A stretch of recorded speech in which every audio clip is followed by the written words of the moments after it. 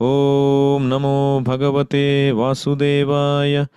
Om Namo Bhagavate Vasudevaya. Hare Krishna. Today we'll be discussing from Bhagavad Gita as it is, chapter 3, text 31 and 32. Ye me matam idam nityam anutishtanti manavaha shraddhavanto anasuyanto mutyante te api karmabhihi. 32. Etve tadabhyasuyanto nanusochanti me nanutishtanti me matam sarvagnana vimudham stan vidhi nashtan nachetasaha. So Krishna here he says in 31st verse,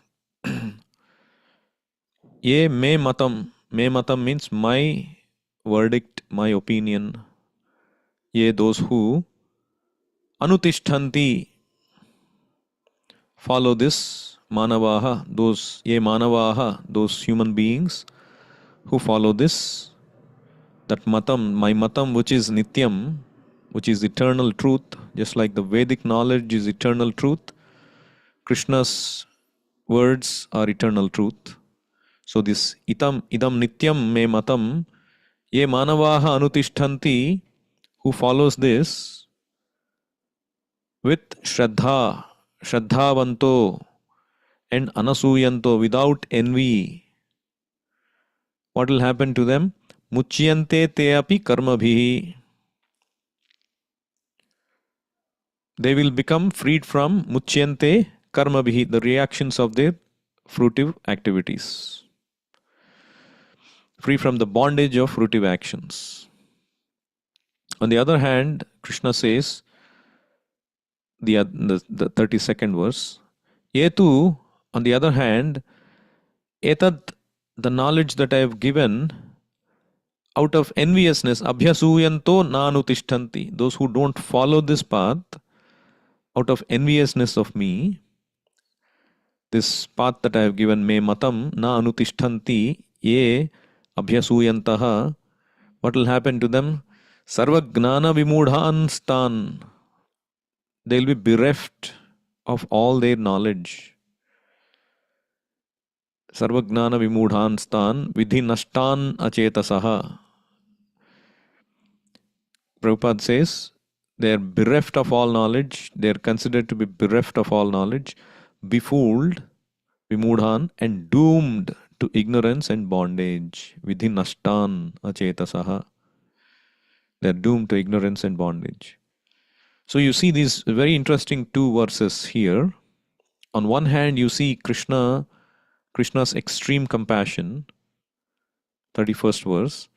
On the other hand, you see the 32nd verse, Krishna seemed to be extremely strict, extremely punishing. So one might wonder why Krishna, being the supreme merciful, is in this punishing mood. Why would God punish somebody? Isn't it like a dictator? When somebody is envious of him, yes, I will punish you, like that. Actually, it is not like that. Krishna is merely reciprocating those who are envious of him. I think I'm getting a call. 1 second.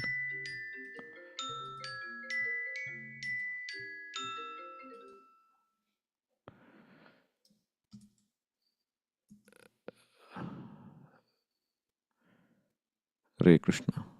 I hope my audio is audible. That's Yes, sir. okay.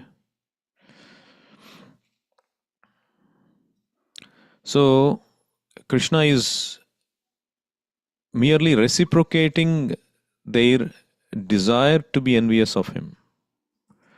Krishna gives them all kinds of intelligence how to come up with theories that there is no God. But by that, they are going away and away from God, and they are sarva gnana vimudhan, they are becoming bereft of all knowledge. They are becoming ignorant and they're becoming more bound in their activities. So,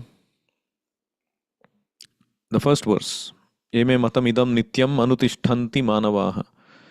So, Krishna Prabhupada says in the purport, one who is faithful of, so in the previous verses we see, Krishna said, Tattvavit or very advanced people, self realized people, they will act and show people how to act. And in the previous verse, we see the purpose of Bhagavad Gita is that one should act with military discipline, taking the order of Krishna and act like a military discipline. So it's a very, very high advanced qualification Krishna is talking about. One who is on that platform, a tattvavit and very advanced soul can do like that. But what about ordinary people who may not be on that platform? So that is why Krishna is speaking this verse, 31st verse. That's what Prabhupada clarifies. An ordinary man with firm faith in the injunctions, eternal injunctions of the Lord, even though unable to execute such orders, becomes liberated from the bondage of the law of karma. See how Krishna is extremely merciful. Not only those who are very advanced, of course, they are advanced and they can do all of that. But even an ordinary man, all he needs is faith, shraddhavantaha, faith in the eternal injunctions of the Lord. Even though unable to execute such orders, see what Prabhupada says. You may be unable to execute such orders. There are a lot of people who come to temple. They say, Prabhu, we are not able to chant regularly. We are not able to read regularly. We are not able to come to temple regularly. But they have faith in the Lord. They give donation. They come for service. They hear from authority. They accept Krishna as the Supreme Personality of Godhead. So if they continue their faith, Krishna will gradually help them and they gradually become liberated from the bondage of the law of karma. In the beginning of Krishna consciousness, one may not fully discharge the injunctions of the Lord. But because one is not resentful of this principle and works sincerely without consideration of defeat and hopelessness, he will surely be promoted to the stage of pure Krishna consciousness. So this is the really encouragement for those who are in the neophyte stages. So what we should have? Faith in the Lord. Number one, most important thing. Even though we may not be able to fully discharge the injunctions, we should have faith in the Lord. Second, we should not be envious of the Lord. Prabhupada writes, one is not resentful. And third, one should work sincerely without consideration of defeat and hopelessness. So if these three qualifications are there, that person will surely be promoted to the stage of pure Krishna consciousness. So there was one man who achieved success in life.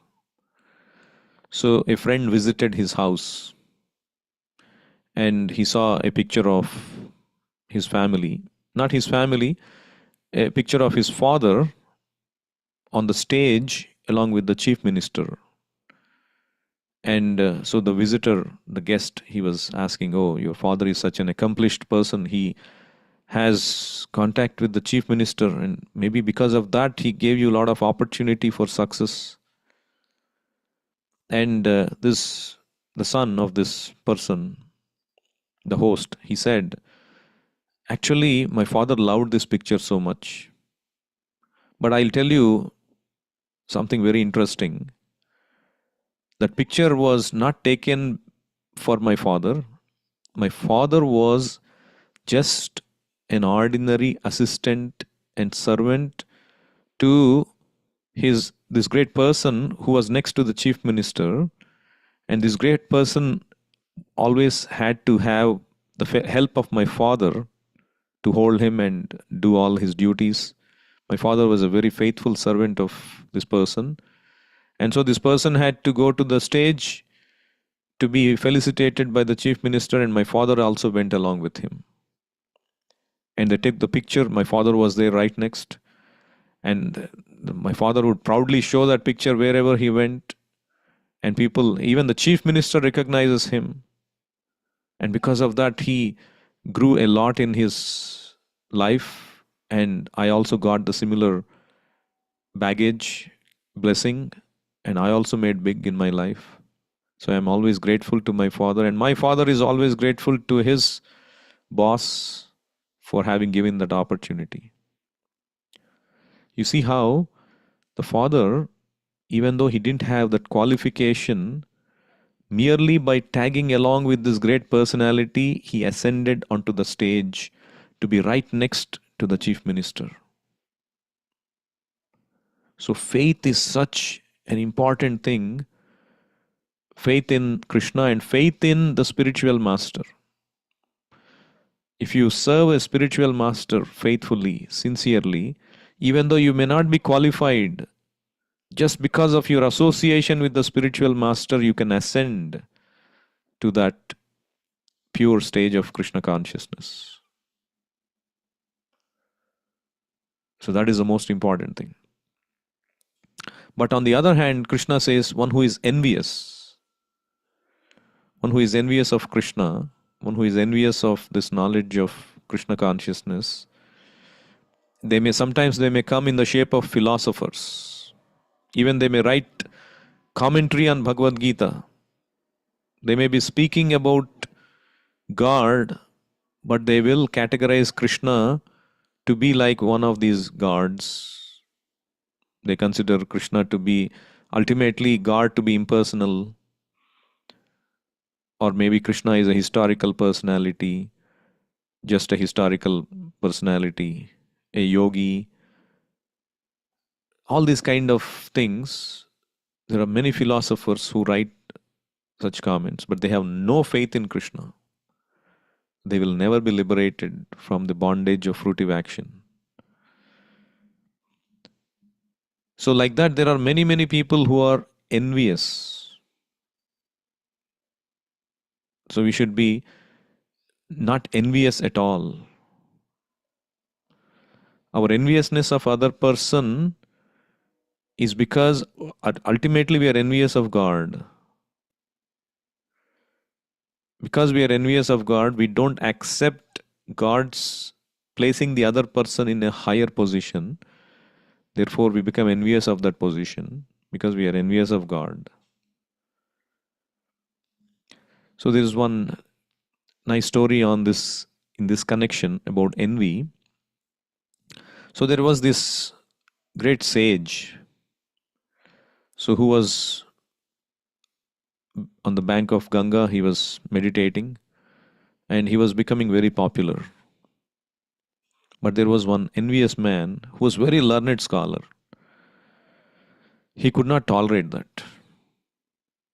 So he was seething with enviousness. So he could not resist himself. One time he went, and as this great sage rose from his seat, he went and spit on his face. And the sage, to his surprise, he didn't react adversely. He didn't show any emotion. And then he went and washed away his face and came back. And again he spit. And again the sage, he controlled his emotions. And again he went and washed away his face and came back. And this man, he was so envious and so angry. He was so hateful. He kept on spitting for 108 times. And every time the sage was completely undisturbed. And then this man asked, his heart got changed. I've never seen anybody who is as tolerant. Now I now realize how saintly you are. Please accept my apologies. And he falls at his feet. And can you tell me how you are able to withstand my envy and hatredness? And the sage said, So every time you spit on my face, I went and took a dip in the flowing Ganga, which washed away my filth, my impurity. So I took that as an opportunity. Who gets the opportunity to take 108 dips in Mother Ganga? That too in such a short time. And you gave me that opportunity. So I was never resentful. And this man was amazed by his realization. So similarly, when somebody shows enviousness and hatred on us, nothing happens in this world without the sanction of the Lord. That also is happening because of the sanction of the Lord. We should take that as an opportunity to become more dependent and surrender to the Lord. My Lord, you are my only protection. You can only save me. Only you can save me from such hatredness and attack. It can be physical attack or mental attack, verbal attack, all kinds of attack that can threaten our security in this world, that can take away our peace. But Krishna is giving us an opportunity to fix something, to use that opportunity. Like one devotee told, they started this organization, and as it was becoming popular, people, the haters and envious people, were throwing mud. So every time they found and tried to highlight some defect, so the devotees would go and fix that and make themselves stronger. And as the hatred grew, they would fix more and more and make that organization solid to the level that it has now become a wonderful organization, which would not have been possible if people were not constantly throwing their hatredness, pointing out mistakes. So the devotees took that as an opportunity to constantly improve.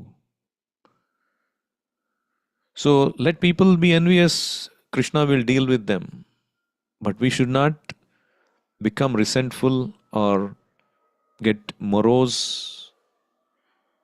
So as Prabhupada is saying, one should have faith in the Lord. One should work sincerely without consideration of defeat and hopelessness. He will surely be promoted to the stage of pure Krishna consciousness.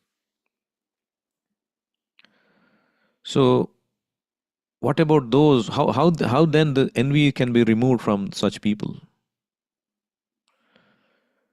As the Bhagavatam says in Ramayana, Sukadeva Goswami, when he is narrating Ramayana in Srimad Bhagavatam, he tells this wonderful principle how the enviousness can be removed.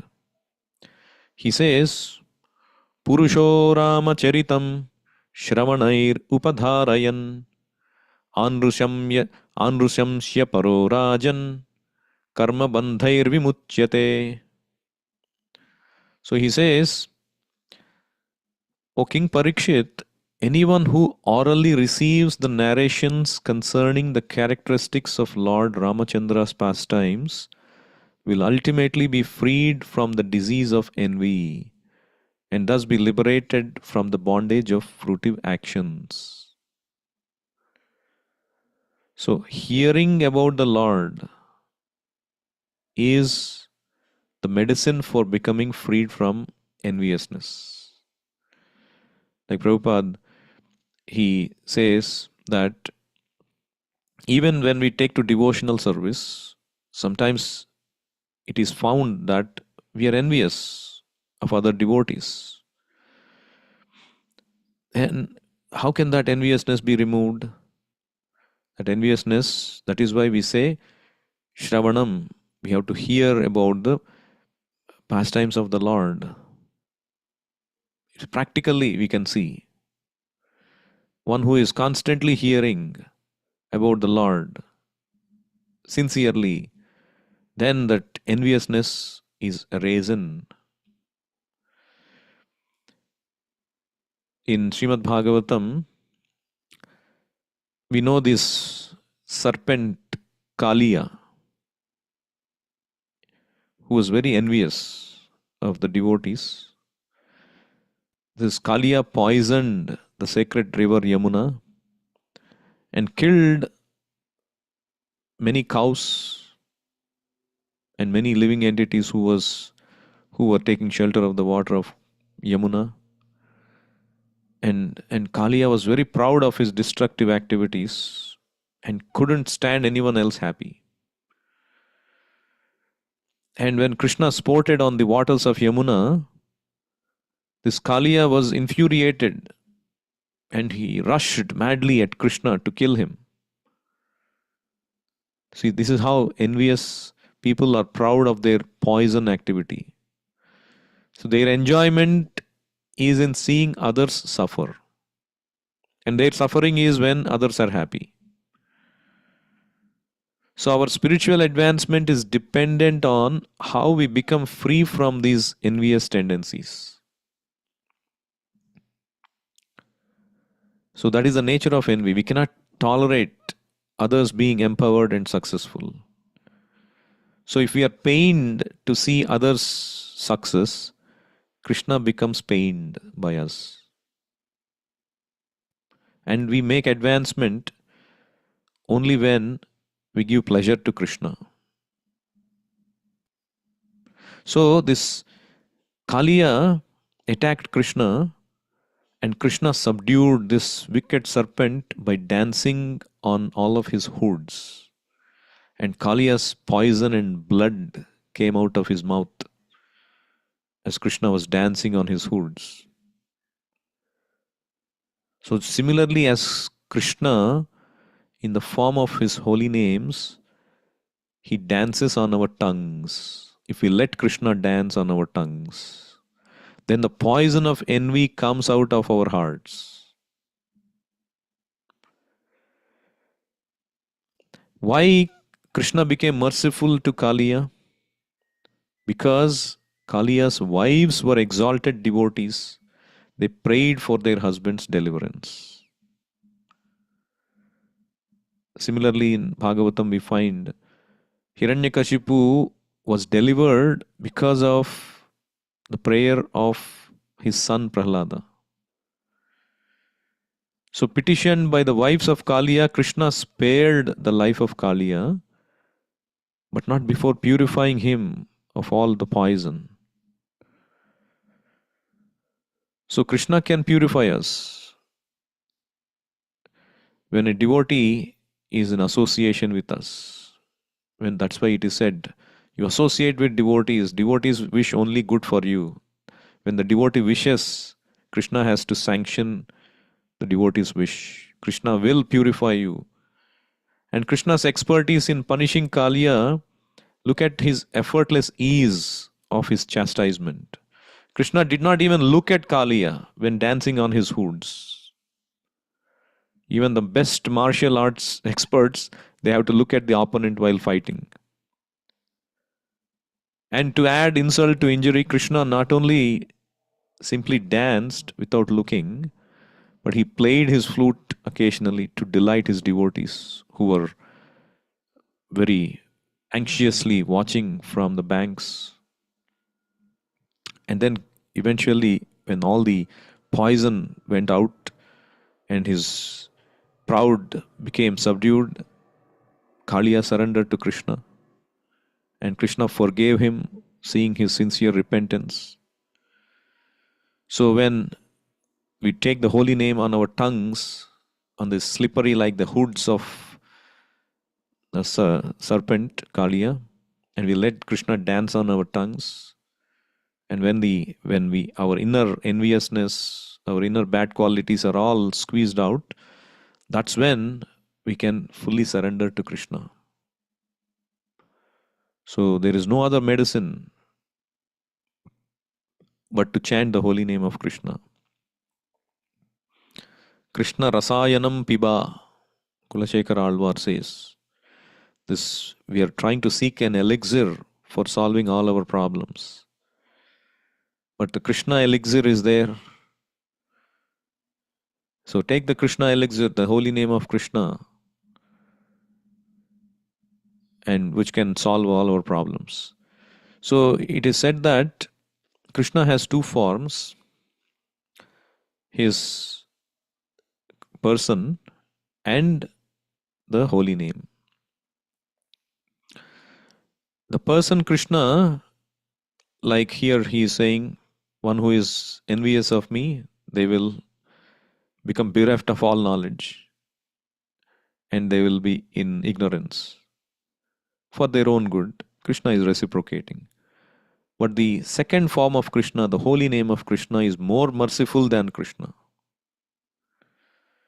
So Rupa Goswami says, Vachyam vachakamityudeti bhavato namaswarupadvayam. So Vachyam and Vachakam. So Vachyam is Krishna, the person who is called, and then the name with which you are calling that person, Vachakam. So Purvasmat parameva hanta karunam tatrapi janimahe. The name is more merciful than the person Krishna. Why? Because even though you may commit offenses to the person Krishna, with your mouth, asyenedam upasya sopihi sadanandam budhau majjati. With your mouth, if you serve the holy name, the form of Krishna in the form of holy name, it will plunge you into ecstasy by gradually making you purified. So this is the beauty of Krishna consciousness. Everybody, the advanced, the faithful, the envious, they all can get delivered by taking shelter of Krishna, particularly in the form of his holy names. Hare Krishna, Krishna Krishna, Hare Hare, Hare Rama, Rama Rama, Hare Hare. So I'll stop here. Anyone has any questions or comments? Feel free to unmute yourself.